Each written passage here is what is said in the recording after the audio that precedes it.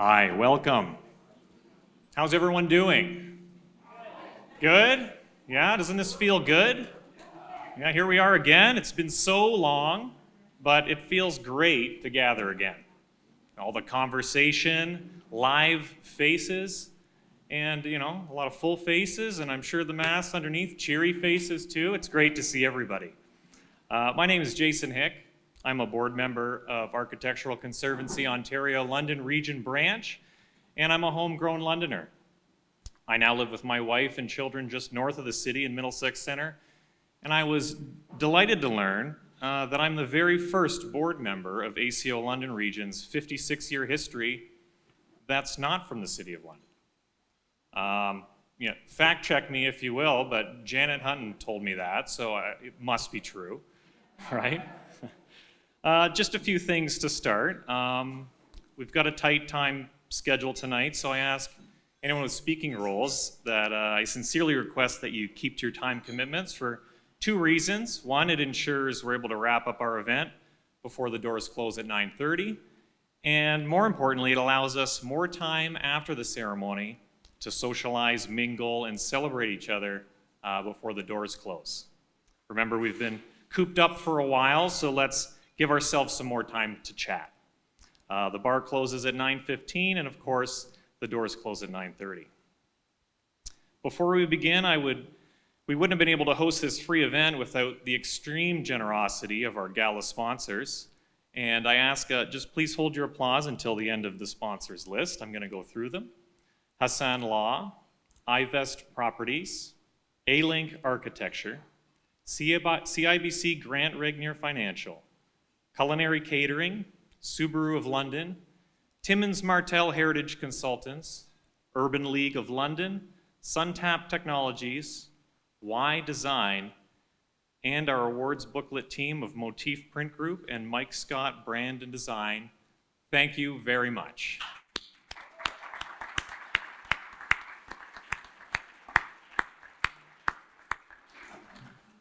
I'm sure you recall that the 2020 London Heritage Awards, held right here at Museum London, on the doorstep of the pandemic, like our toes touching the threshold, if you remember. That was our last public event over 2 years ago.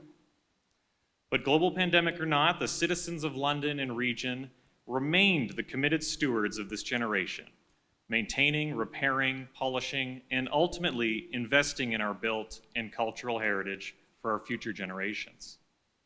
And for that reason, our London Heritage Awards Committee donned our parkas, pulled on our winter boots, and summited the snowbanks last year to hand out the 2021 awards to the deserving recipients, of which there were many.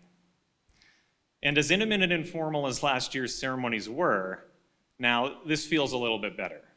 Back to normal. Comfortable shelter, food and drinks, and most importantly, an in-person audience which reinforces the pride that will be experienced by those receiving awards tonight.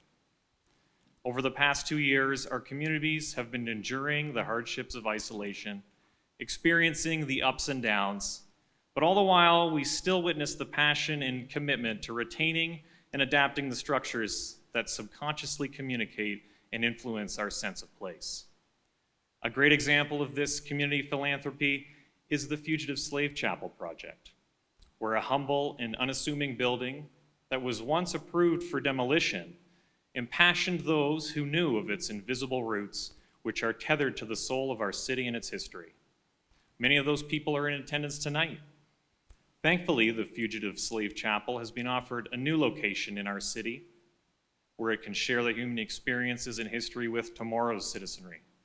However, its journey isn't complete yet, and the Fugitive Slave Chapel Steering Committee is still seeking donations to this most important cause. And with that, please join me in welcoming our City of London Deputy Mayor, Josh Morgan.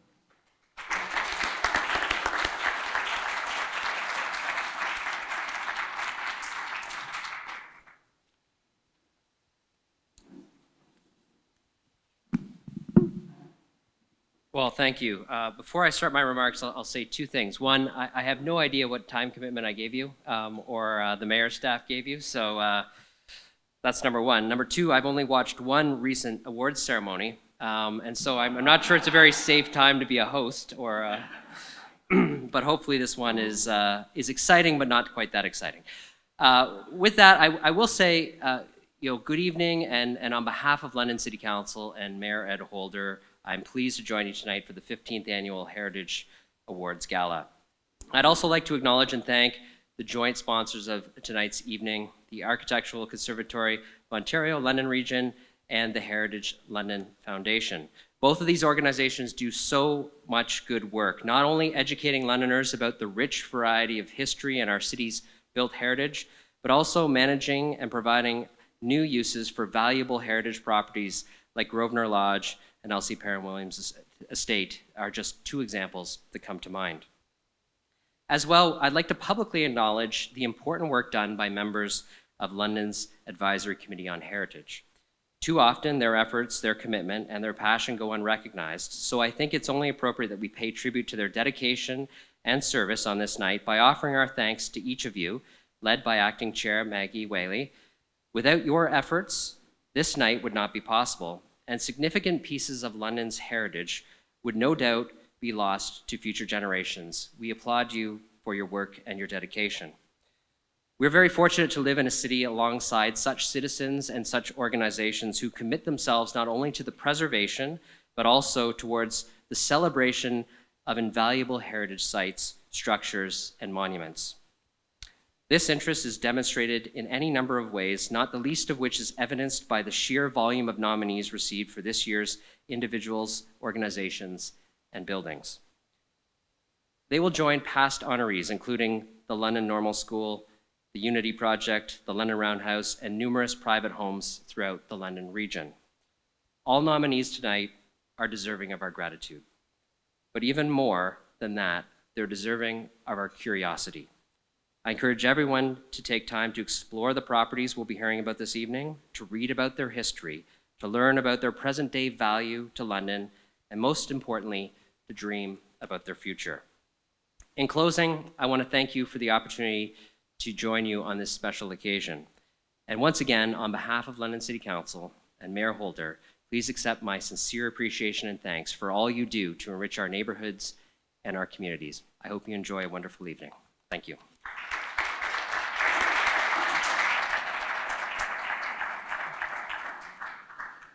Thanks, Josh. We very much appreciate you making time to join us tonight. And with that, I'd like to introduce Wes Kinghorn, President of Architectural Conservancy Ontario London Branch, and Michael Wojtek, President, HLF.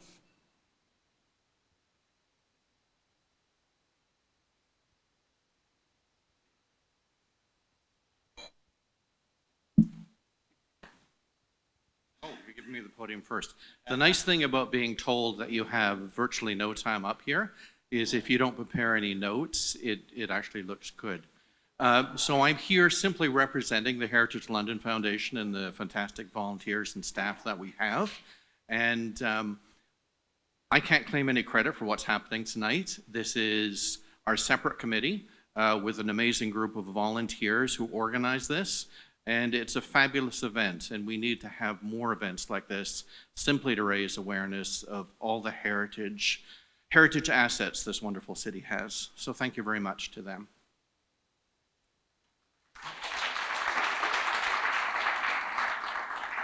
And I'm Wes Kinghorn. Welcome. It's so strange because the very last civic event I attended, I was the MC of this event just before things started to change very dramatically. And this is the first one I'm back at after we seem to be settling out a bit. So it's so beautiful to be back.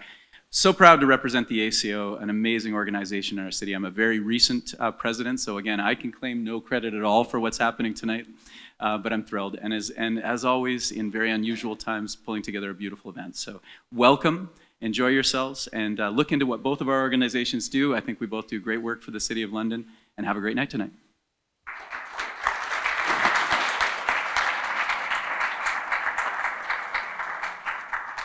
Thanks, gentlemen. And now we'll get started with our first awards. I'd like to invite Janae Hodder and Jennifer Granger up to the stage.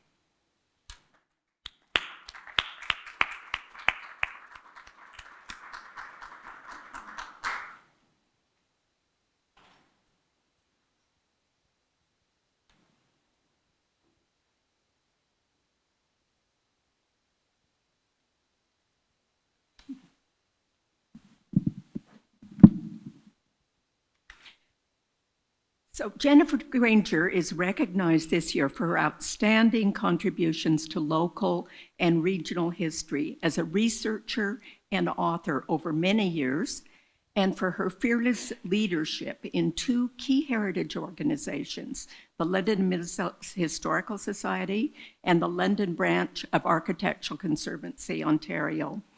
As past president of both organizations, she has been and continues to be a passionate advocate for heritage conservation and for London's history.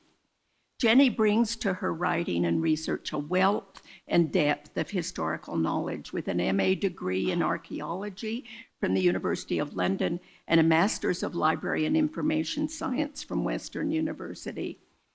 Her quiet demeanor belies a determined and independent spirit, leading her to research, for example, her two books on vanished villages of Middlesex and of Elgin County, when she noted place names on old road maps did not amount to much when she checked out the actual place, except for perhaps an old building or two. The books came from that research done to answer those questions. She also edited Honoring Our Roots, Delaware and Westminster Townships. Her most recent works are the two hefty and well-illustrated volumes of London Free Press, From the Vault. As well, she writes a heritage blog, Jenny's London, Ontario. So now, it is my great pleasure to present the Long-Term Contribution Award to Jenny Granger.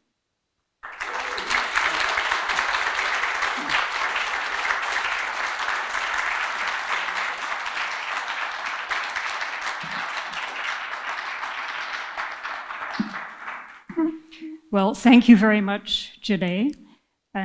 I did not prepare a speech tonight, and that's because I'm totally speechless, I guess. It's wonderful to be honored this way by both organizations. I do appreciate it very much. All the hard work that we all do for London Heritage is worth it, especially when all the people who agree with us do notice and appreciate all the hard work. So thank you very much.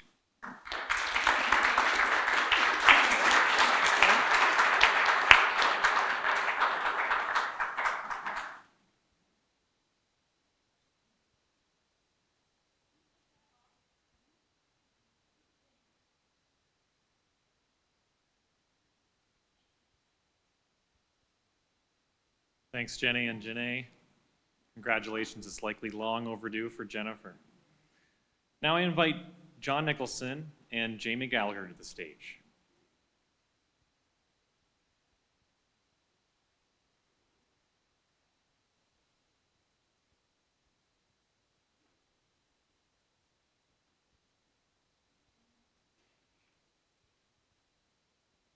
Good evening.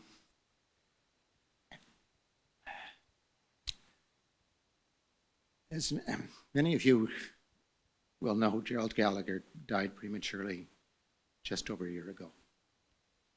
So very unusually, this is a posthumous award. Gerald's loss has been felt mostly by his family, of course, but he is also fondly missed by his partners and colleagues at work at Nicholson Sheffield, where he was a partner, and by the broad architectural community and building community of London, by the Royal Architectural Institute as Syllabus Learning World, by his many friends and neighbors, by his teammates in sport, and of course by the heritage community. Gerald is remembered and recognized tonight for his many contributions as an architect in London, not least of which was his leading role in designing the adaptation of the Infotech building on Rideout Street just down the way. That project was honored by the London Heritage Award in 2019, a London Urban Design Award, and the People's Choice Award in 2021. Gerald was also project architect for this, and I can say this because it was actually written down for me, this magnificent room. So he was here a lot, and he's certainly here in spirit. He also designed heritage projects in Toronto, was a local educator and a leader in giving tours of and presentations about these projects. Gerald was a member of the City of London Urban Design Review Panel and had the thankless job of being chair of the board of the London Downtown Business Association. Gerald's brother, Jamie Gallagher, is here tonight to represent the Gallagher family.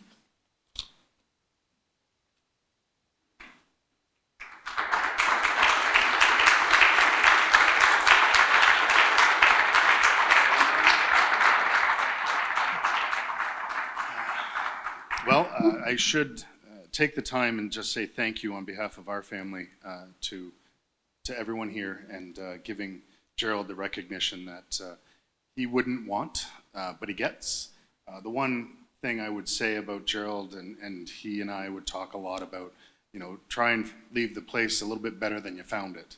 And I think this is a testament to that. So Gerald worked hard to do a little bit better than what he found it, and so thank you from our family to everyone here. So thank you.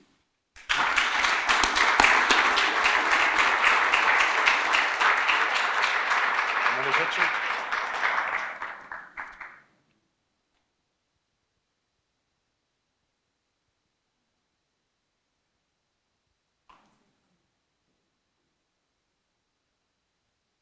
Thank you, John and Jamie. I'd now like to invite Susan Bentley and Craig Hansford to the stage.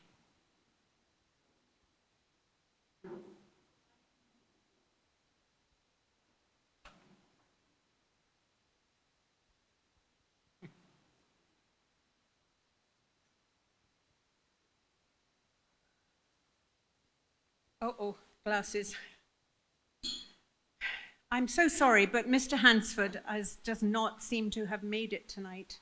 I think the parking and the London Knights game has been too much for him. Anyway, I didn't get a regret, so it must be a last-minute thing. But I'm going to read what we had planned, because this is a kind of oddie, and I just wanted to explain. The London Heritage Awards Committee has a lot of fun each year, going through nominations, visiting properties, and learning more about the city and its stock of historic buildings. Sometimes, however, there is a nomination that poses a problem, and in this case, the nomination found no category. The committee was asked to consider a contemporary building for a heritage award, and when you're in the business of celebrating the preservation of historic buildings, that seems a bit odd. In the case of 504 English Street, however, a new building has been placed in a heritage conservation district. And this is something which is bound to occur from time to time. So it's important that it's done well and in a manner which is sympathetic to its surrounding streetscape. This has been done at 504 English Street, as I'm sure you will agree. And so, with no existing category for an award, we have decided to give Mr. Hansford a commendation for this work, in which he cooperated fully with the heritage planner and willingly accepted advice as to how to make the building fit. The commendation reads, "The developer is commended for successfully creating a sympathetic design for this newly built 4-unit dwelling, thus enabling it to blend in with the surrounding heritage streetscape in Old East Village." Congratulations, Craig. We will deliver the award to his office. Thank you.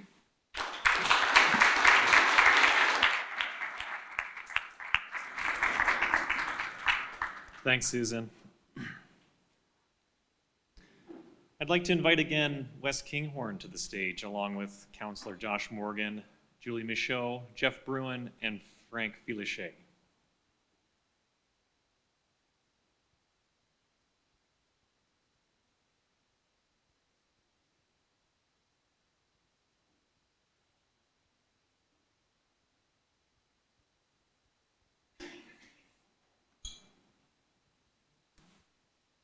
I love that our awards and our heritage groups are starting to really recognize change in heritage districts and in heritage areas, because we are about change, and what we are is we're about moderated change and appropriate change, and sometimes we're not painted that way, I think, as a community, and I think it's important to realize that we too realize change will come, and when it does, it's very important that that change is sensitive and means something. We've just seen an example of that, and now we're going to see an excellent example of it. I know all of these people so well, and I'm very proud to be standing here with them. This is an amazing team, and I love that this is a collaboration both of city folks, politicians, average citizens, city employees. It's just an amazing, amazing amalgamation of people coming together. Lorne Avenue Park. This is the Cultural Landscape Award. I'm going to read just a bit from the program for the details. The bell from the original 1895 Lorne Avenue School and the aluminum letters of the second school give a prominent position at the welcoming entrance to the park on English Street. The design is unique, with a strong historical and educational theme throughout. In addition, care has been taken to provide a community-minded and ecologically sensitive public amenity with an eco-lawn, rain garden, accessible trails, seating areas, an insect hotel, and a sensory garden. More importantly than the details, though, I think what we see here is this was a very difficult site. A lot of difficult emotions followed what happened on this site. And it's lovely to see something so beautiful come out of something like that. And I would like to now hand this over to this group to discuss it. So, the award for London, it's the Cultural Landscape Award, goes to Julie Michaud, landscape architect.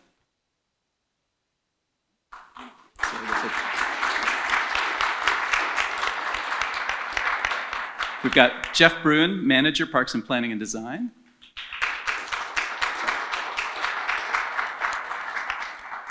And Frank Felice, this is actually, we just have the wrong name, but there you go. I'll give it to you for now as it's a placeholder.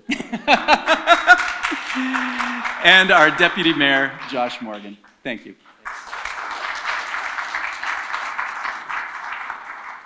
Well, this is where it's probably appropriate that my name isn't on the certificate, because I really didn't do much besides vote for the wonderful ideas that our staff brought forward, resulting from just an incredible collaboration of community members on what Wes appropriately described as a challenging and difficult site that has turned into something just wonderful for the community as that neighborhood transitions. And as I didn't really do much besides casting my vote at council, I would actually like to invite those who did do the work and led the team, and Julie in particular, if you'd like to say a few words. It's probably more appropriate to hear from you than me. So come on up to the mic, Julie. Yes, thank you so much. It's always nice to have your work being recognized. In this case, I'd like to share this award with the people of Oldies Village, because it's a community that participated a lot. A lot of people came out to public meetings, a lot of people did online surveys, and more specifically, we had a steering committee, volunteers who gave lots of hours providing input into the park plans, and that would be Frank that we have here, also Sarah Merritt, Shelley Happy, and Jen Pastorius. So it was clear that heritage was important for the people of Oldies Village, so we're happy we could do a park that showcased that fact. So thank you.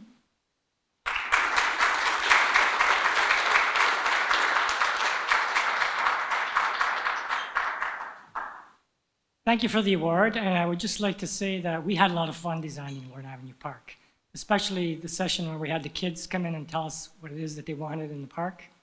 And as has been said before, it's been a wonderful collaboration with the City of London, and I think that as Jane Jacobs once said, something like, a city has something to offer everyone, but only if and when everyone is involved in designing it. So thank you very much.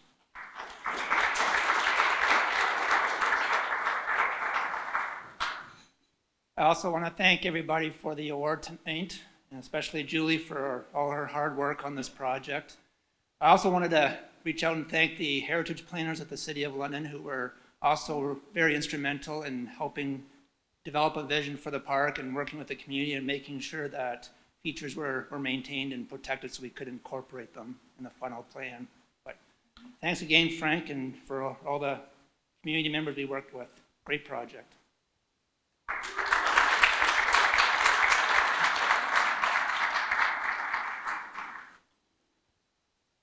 Can you get us all in?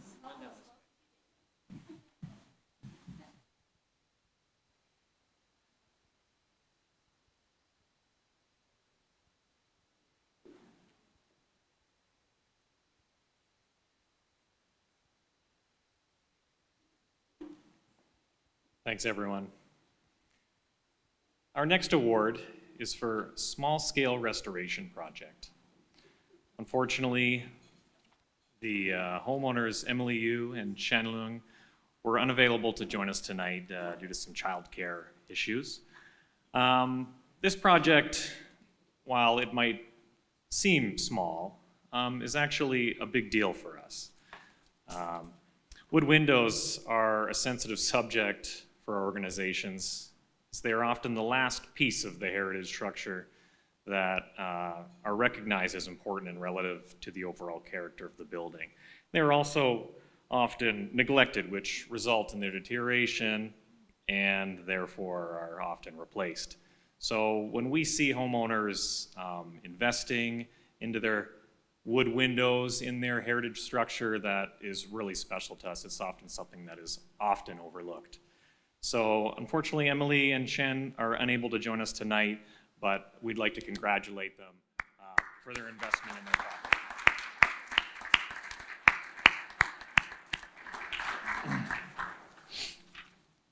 All right, next I'd like to invite Sylvia Chodas and Melanie Caldwell to the stage.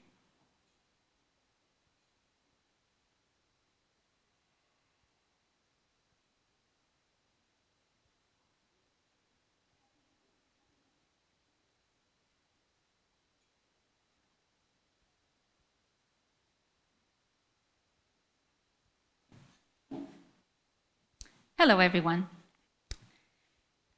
You know that feeling of anticipation when you're presented with a gift and you don't know what's inside, but it's all wrapped up nicely and you're so curious to know what's in there?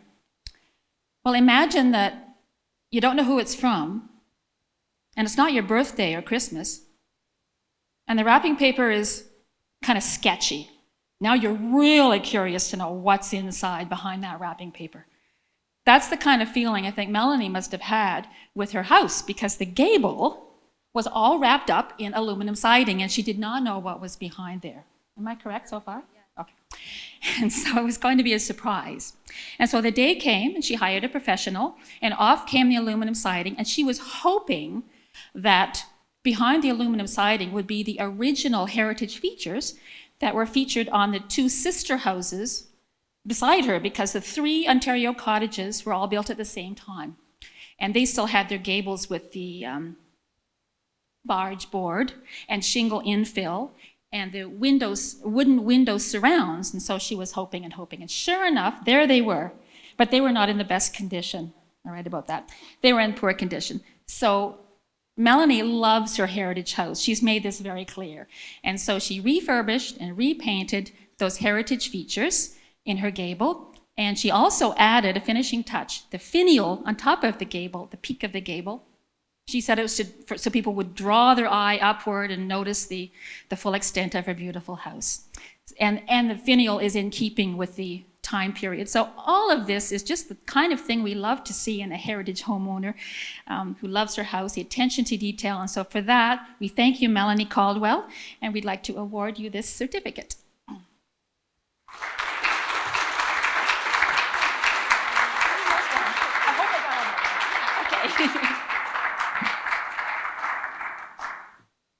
Thank you, Sylvia. I couldn't have said it better myself.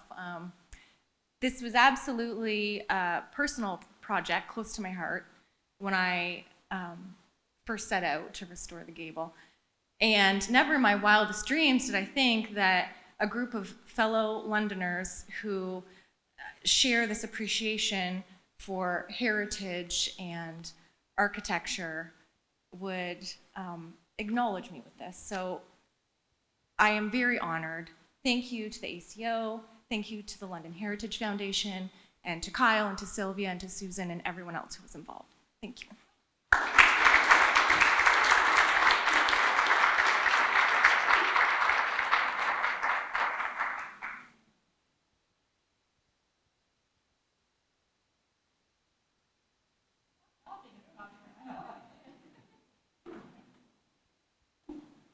Thanks, Sylvia and Melanie. Congratulations.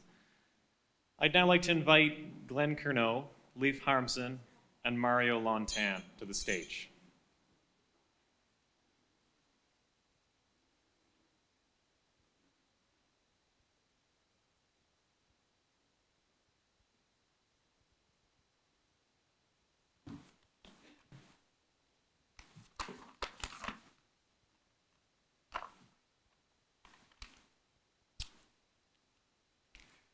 This house was owned for many years by John and Margaret Howe, psychologists. They covered the house with siding to keep out the cold, as the house wasn't insulated. That wasn't enough, so they installed a super-duper furnace to keep it warm. After John died, Margaret, who was quite independent, continued to live in the house until she was 100. When she sold it and moved into a retirement home, she died at the age of 104. Marion Leith bought the house about 5 years ago, certain that they had bought a gem in the making. First off, they found that one of the corner walls of the house was about to collapse into the crawl space, and Leith had to repair it in short order. After a sigh of relief, they began to research and restore the house, with Mario doing the research and Leith doing the physical work. They have spent much time on it. I'm going to tell you a bit about the restoration that has been done at the front of the house. A front door, which was in keeping with the house, was purchased in a local wrecking yard. The siding has all been removed, exposing the brick was painted. And I happen to have a picture of the house showing the dormer. And Leith has painstakingly lifted the paint, exposing the white brick without damaging it. They told me that the brick walls were added after the house was built and did not hold up the house. They found out that while researching the house. I pointed out to him that the original gingerbread of the gable had been covered, and I showed them a picture. I've told you that. They were quite excited about this. The undamaged gable has now been restored to its original magnificence. The front porch of the house is not original, but Leith decided to make it more attractive by replacing the front columns with round ones. The original front windows and original storms have been restored and repainted, and some of the antique wavy glass is still intact. Have a walk past 6 Cartwright Street sometime and view a house that has been brought back from the brink. Thank you.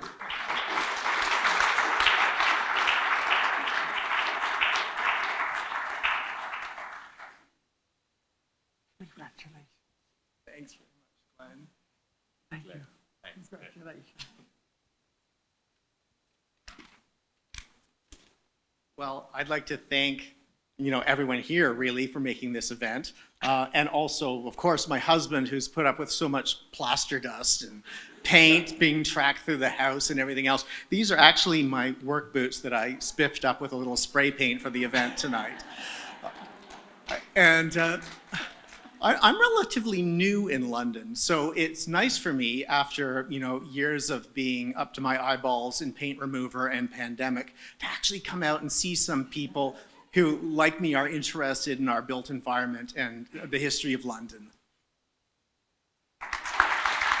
Thank you.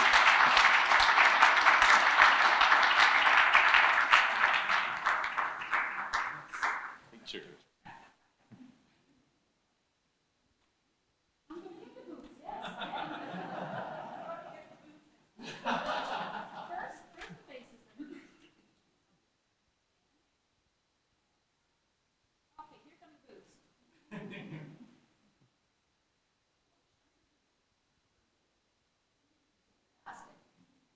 And the second act is a burlesque act.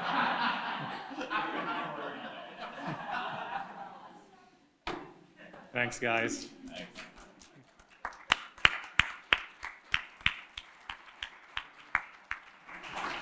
Thanks. I'd like to now invite Marlon Loft, Wendy, and Greg Longtoe to the stage.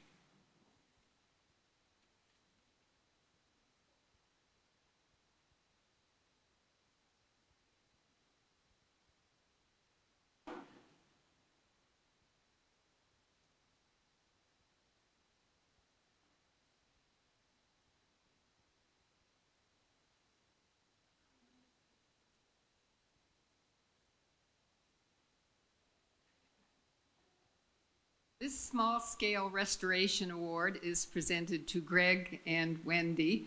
Wendy unfortunately can't be here because she's recovering from COVID, for their painstaking and almost complete repainting of their charming 1880 Gothic Revival house in contrasting but very sympathetic colors, as you can see, and for the careful restoration of the original windows. You've heard how important that is. The metal cresting above the bay window, which you can see, and also the delicate decorative trim on the gables and on the porch. You repaired and restored everything yourself. This involved acquiring and assembling the metal scaffolding, I think, so that you could reach the high points. And in your program, there's a picture of Greg up, and I guess they're not, you can't see that, but it is in your program to show him dealing with the repair and the high parts of the house. This was clearly a labor of love and is a gift to the neighborhood, and provides an outstanding landmark in the Wortley area. So congratulations.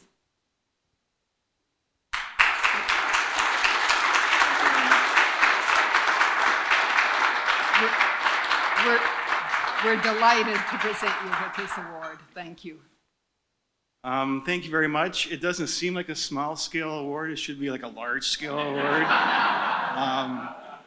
I've been doing this for years and years, just picking a small section of the house every year. So the house may look done, but it's not. If you take a look around, there's lots more to do. So this year you'll probably see me out there again working away at it. So thank you very much.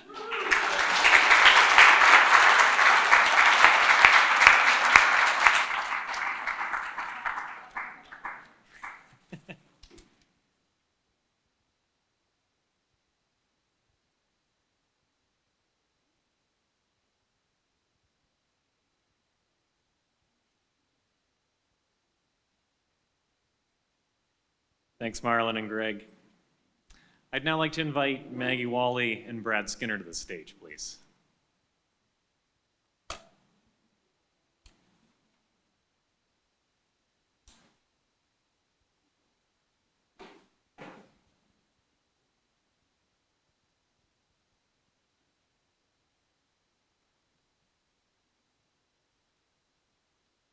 Those of you who know me may know that I'm a great fan of Restoration Man on TV, and I don't know how many times I've seen wonderful little English churches being restored and in amazing ways. This reminded me so much of that. It's the first time I've ever seen anything quite like this in the London area. So it's a breathtaking building adaptation, and it demonstrates wonderfully that old and new can live in harmony. You will see, I don't know if we got a picture of it. Oh, good. You will see that at the rear is a soaring, more than 3-story glass atrium, which not only provides stunning living space, but announces the new in no uncertain terms. It's an example of what is the best about adaptive reuse, achieving comfortable living, but still respectfully honoring the past.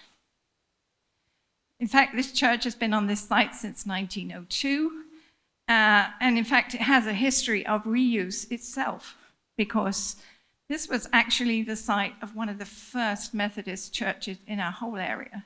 1842 was a small frame church built by the Methodist local people, And I find that just amazing, especially thinking about our Fugitive Slave Chapel project here. But it was replaced by a brick building, and they actually used the bricks from the second building in this one, in the third building. So that's reuse for you.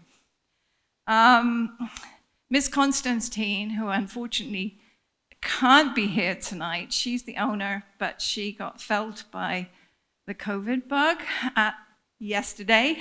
So we were so looking forward to having her here. She actually lives in Toronto, but she has her roots in London and in North London too, and saw the church as providing a wonderful home base for her family and children to visit their extended family in the area. And in addition, it did become a family affair with her brother and nephew working on this construction. Her husband designed new doors, but you will notice that the door and the window openings are all original, even though the doors are new, to complement the windows. And they put in new stained glass windows too, which was designed by them. So Brad Skinner, the architect, worked out a design that would conserve the brickwork, the beams, even exposing them, taking off the ceiling and seeing that, yes, there were these wonderful beams up there and window openings. He also designed a beautifully landscaped back garden, which enhances the structure and affords wonderful uninterrupted views from 3 stories of the house. So when you're inside, it's wonderful. And still provides perfect spaces for family gatherings and entertaining. So the owners, the designers, and builders have worked together to conserve and in some cases replace historic items. And they've turned this former church into a visually stunning yet comfortable and convenient family home, of which they can be very proud. And we in turn are very proud to present you with this award tonight.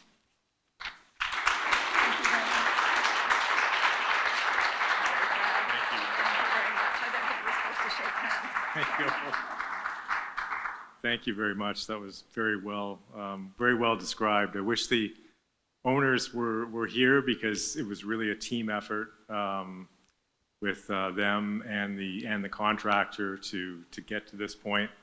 I think what is really interesting about this project is it was at one time looking back and restoring parts of the church, and at the same time moving forward and making moves that were kind of a leap of faith at some points, like this, like removing the existing apse off of the church and building a glass box.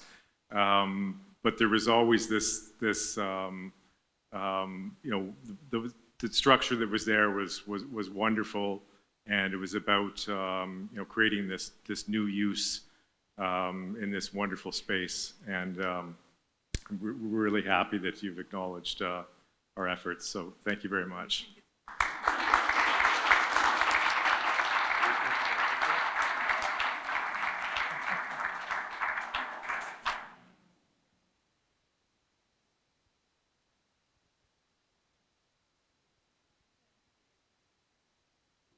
Thanks, Maggie.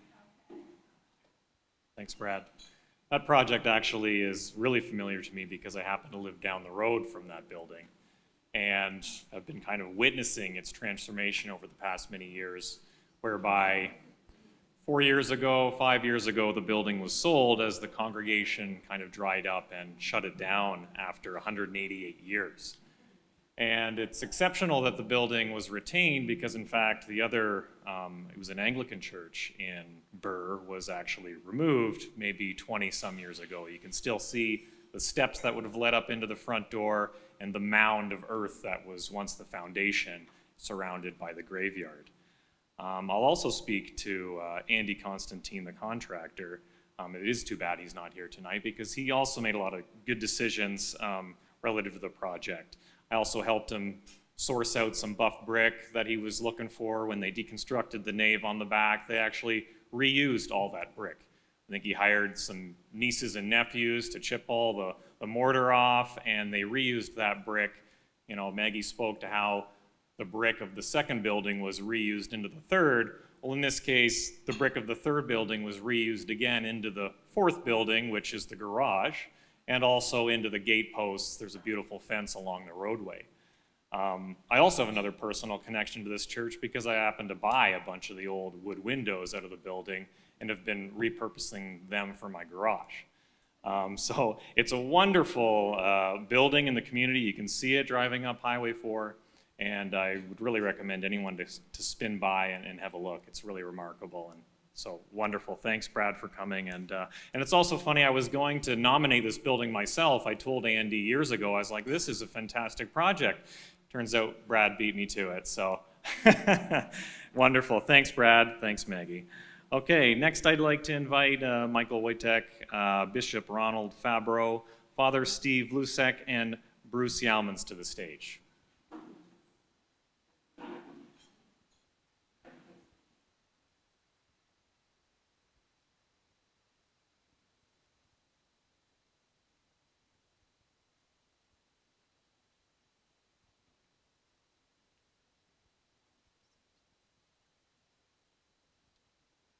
When Susan Bentley advised me actually just yesterday, that I'd be doing this award, I thought, oh great, because she's given me a building which every Londoner would recognize, but then also knowing Londoners, maybe they wouldn't. So for those of you who don't know, if you just head up Waterloo to the very end, just past the intersection of Huron, you will find St. Peter's Seminary. Now, as you can imagine, of a building that just celebrated its, I guess, 95th birthday, it's had a lot of renovations over the years. And the most recent one started about 5 years ago. And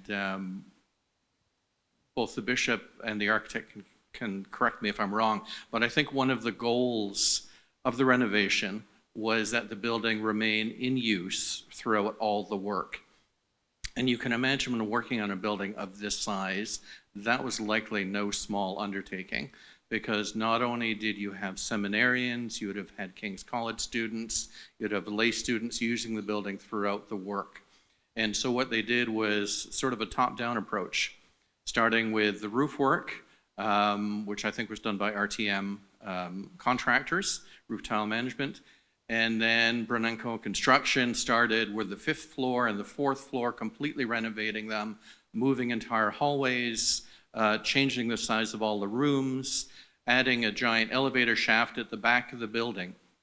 And now they're working on the 1st and 2nd floors. So for those of you even familiar with the site, if you're driving by it, you may say, what's happening? Because other than the landscaping changes with the driveway and everything, and unfortunately the tree removal, which got a lot of negative press, you wouldn't think anything was happening. But it's all the fantastic amount of interior work that's going on. And to do this kind of work when the building is still in use is absolutely amazing. So on stage we have Bruce Yeomans from Alan Davis Architects here from Goderich. The rector at the time the work was being done, Father Steve Lusek, and our Bishop Ronald Peter Fabro.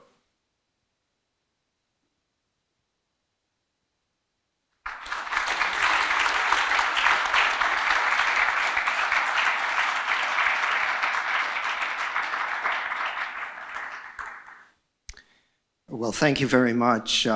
It really means a great deal to us to be honored with this award and to recognize the people who are involved in this project, which are the people in our pews who really believe in heritage and are willing, as they were 100 years ago, willing to make sacrifices to restore our buildings.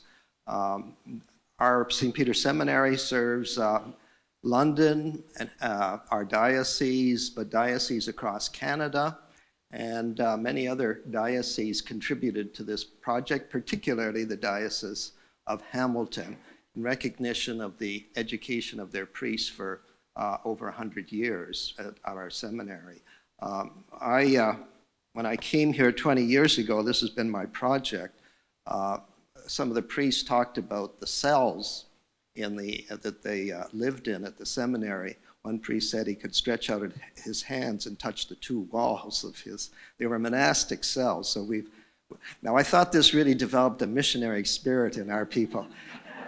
But they convinced me that we needed to enter the modern world and renovate our seminary according to standards today, but to keep and preserve the heritage, the beauty of this heritage building. So this is a recognition of many, many people who believed in this project. So thank you very much.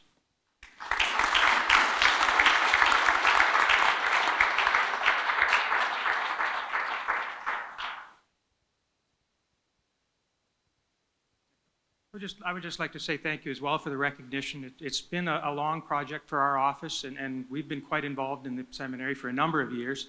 We did an original study back probably 15 years ago, had been involved in the restoration of the tower. So to move into the actual renovation and change to that building has been quite an exciting project in our office, and we've been quite pleased with the results. We've also have to thank both the Diocese of London and the Diocese of Hamilton for their commitment to the project. They've all stood up behind us and said what we have to do to keep this going, and hopefully that will allow the seminary to continue to operate for the next 100 years to serve both the faith community and the City of London. We're very pleased to have been involved, and thank you again for the recognition.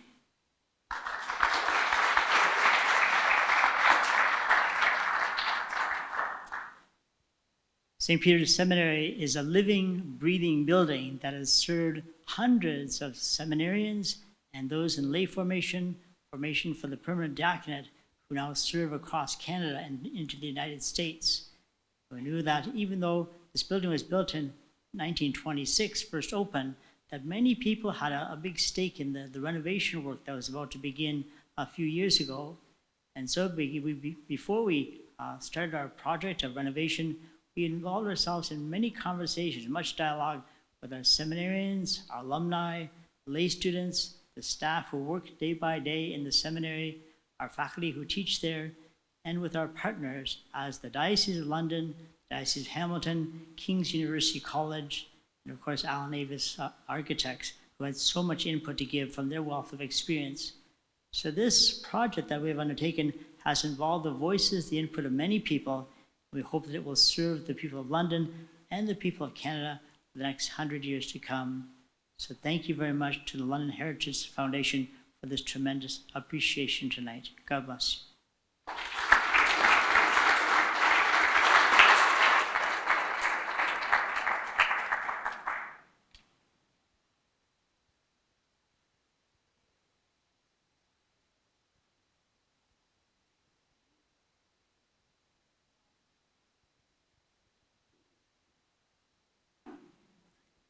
Thanks, gentlemen.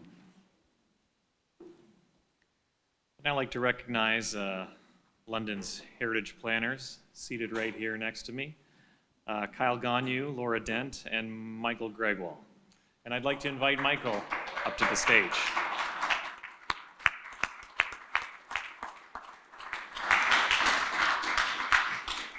Thank you very much. And Wes, I wanted to add that I'm really glad you brought that the last time we were all together here was very much right on the heels of the pandemic, or at the start of the pandemic. That became abundantly clear to me last night when I was trying to find something to wear and discovered that was the last time I think I put a suit and tie on. So in 2021, the City of London designated 2 properties under the Ontario Heritage Act. I'd like to take this opportunity to highlight one of those 2 properties for its significance and the work that went into the designation process. As we all know, the designation process is profoundly exciting when community members, city staff, and owners actively collaborate in the formal recognition of a property. This collaboration indeed took place prior to and during a pandemic, I might add, when the City of London designated 75 Langarth Street East. Known as Greg Curnow's childhood home and first art studio, the property at 75 Langarth Street East exhibits design physical value, historical associative values, and contextual values, all contributing to its significant cultural heritage value. Built in 1936, the house and South London was where Greg developed a love of art as a child. The house is also home to Curnow's Inferno, his first art studio, where he produced work that reflected his love of home and family. Objects from his studio on Langworth Street are held here in the collections at Museum London, as well as at the Art Gallery of Ontario. That studio and property played an important role in the emergence of Curno's artistic talent and his regionalist sensibility. The house was also the subject of and featured in Greg's work. Architecturally, the house was designed by Nellie Porter, Greg's mother, and constructed by William Porter, Greg's grandfather. William was an important builder in London's history, having constructed over 30 homes in the early and mid-20th century. The home includes many cherished architectural details, including its red brick buttressed porch with steeply pitched roof, and its fenestration includes multiple lighted glass windows. Porter's craftsmanship is also featured on the interior of the dwelling, found in the handcrafted chestnut baseboards, mantel, built-in bookcases, and floors, amongst other features. Even more, the process of designating this property was truly collaborative. Initiated by Linda Curno, sister of the late Greg, a request for designation was submitted to the city in 2019. The current owners, Barb and Mark Hammond, graciously agreed to have their property subject to research and evaluation. Based on the excellent research and evaluation of Western Public History graduate Lorraine Tinsley with research support from Glenn Curno, the property was found to meet the criteria for designation. In February 2021, City Council designated the property pursuant to Part 4 of the Ontario Heritage Act, formally protecting and conserving the property at 75 Langworth Street for generations of Londoners. Please join me in congratulating all of those involved and recognizing and celebrating the cultural heritage value of this property. Thank you.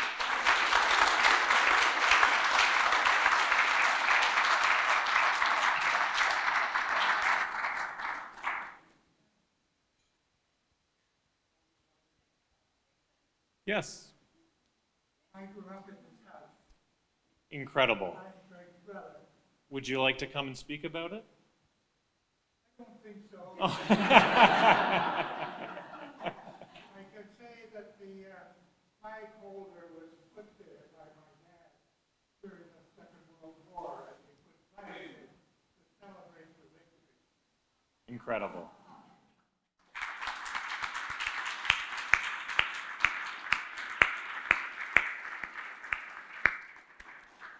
Well, that ends our awards ceremony tonight. Thanks for coming. I'm going to say thanks to our partner at Museum London, all of our volunteers, our photographers, and the Heritage Awards Committee. Thank you to Adrian D'Alessandro Video Productions for the video of last year's awards that was playing earlier. I'd like to thank Chuck, our AV guy, and